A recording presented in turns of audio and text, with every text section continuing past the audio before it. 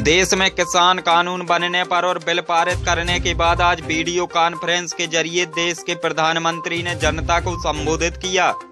इसी कड़ी में मध्य प्रदेश के सागर जिले के बंडा के मंगल भवन में भी कार्यक्रम का आयोजन किया गया, जिसमें मुख्य अतिथि के रूप में कांग्रेस विधायक तरवर सिंह लोधी, वरिष्ठ अतिथि देव प्रशांत, जनपद अध्यक्ष बंडा एसडीएम, तहसीलदार एवं नायब तहसीलदार उपस्थित रहे।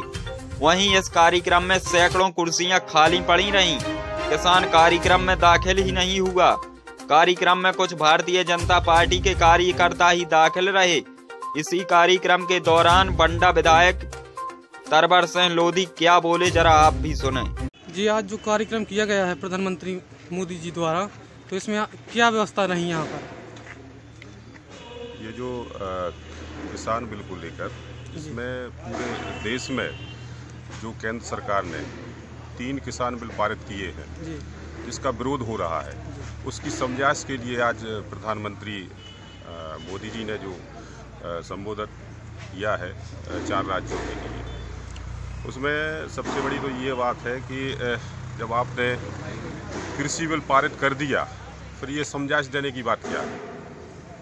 किसान को खुद समझ में आ रही है जो आपने जो किसान बिल जो पारित किए हैं कि उन्हें उन बिलों से क्या हानि है। जैसे आज आप बोल रहे कि कहीं का भी किसान है और वो बाहर अपना अनाज बेच सकता है, तो बाहर कहाँ? मंडी में जो उसे उचित दाम जो प्रशासन के माध्यम से जो उसे दाम दिए जाते हैं और उसी अनाज के लिए वो बाहर बेचने जाएगा, वहाँ प्रशासन तो है नहीं। तो आपको क्या लगता है कि ये किसान करी? और भी जैसे उन्होंने कहा कि ये जो कॉन्ट्रैक्ट फार्मिंग के बारे में भी बोला कि उसमें किसान एग्रीमेंट करके अपनी मतलब जो उसमें कॉन्ट्रैक्टर रहेंगे, जो उसमें उद्योगपति हैं, व्यापारी हैं, तो इससे तो सीधा ये हमारी तरफ से ये मानना है कि उसमें तो किसान का विकास तो हो ही नहीं सकता।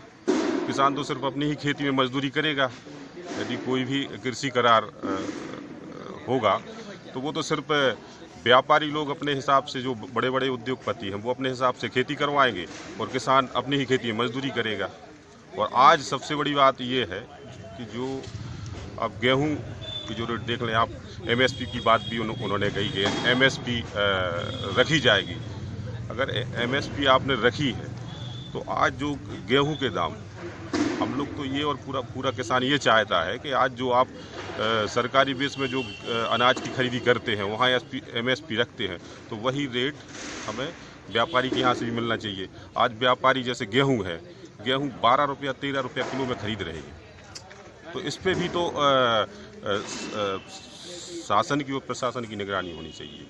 और अगर आपकी एमएसपी, जैसे आप गेहूं की बात कर रहे थे 1975, तो चलो 100 रुपये मान लो, 200 रुपये मान लो कम, लेकिन सीधे 5-5, 6-6, 7-700 रुपये एक क्विंटल में कम मिलेगा तो कहाँ से चलेगा?